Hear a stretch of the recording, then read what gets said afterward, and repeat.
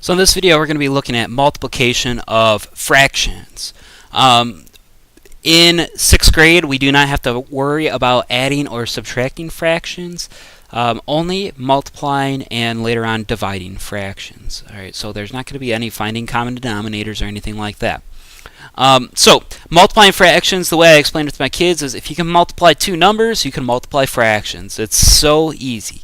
One of the things I do want to explain real quick before I do that is in 6th grade I do not use the x for multiplication because we focus a lot in algebra in 2nd semester.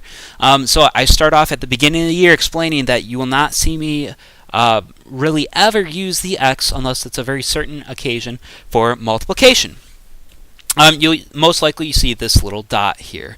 Now on worksheets it's a different story because sometimes I don't have control over using that dot or not. But in order to multiply fractions, like I said, if you can multiply two numbers, you can multiply fractions. Multiplying fractions, the thing you do, top times the top, bottom times the bottom.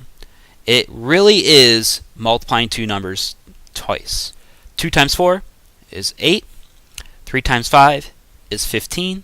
Keep that fraction bar the same. 8 over 15. The one thing I have to check is, can I simplify it? 8 and 15, do they have anything in common that I can take out or divide out? They do not. It is in simplest form, so I can box it out. Let's try another problem here. We have 1/4 times, let's go ahead and do 4/15. 4/15. Top times the top, 1 times 4 is 4. Bottom times the bottom, 4 times 15 is 60. Alright, and I look at 4 and 60. Is there anything they both have in common? And I try to figure it out, and if it becomes a little difficult, go to the easiest thing possible.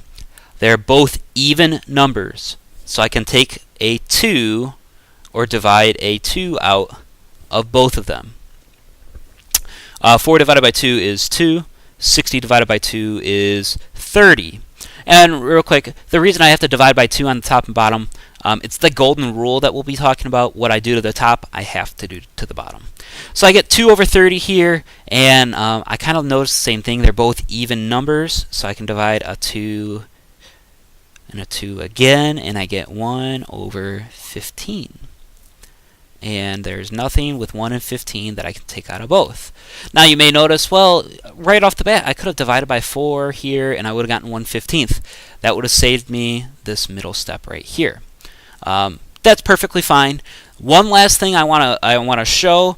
We call this cross simplifying. All right. So if we take 1/4 and 4/15 once again, 1/4 times 4/15. Before I even multiply, I can simplify this problem by looking diagonally. Alright, if I see something that can be simplified, that I can divide both of them diagonally by, do it. 4 and a 4, well, they both share a 4 in common. So 4 divided by 4 is a 1. 4 divided by 4 is a 1. Now I multiply. 1 times 1. 1 times 15, and I get right to my answer. I show this to all students, but I really stress that if you've been having a hard time just simplifying in the first place, leave this alone and just kind of stick to what you know how to do the best. All right.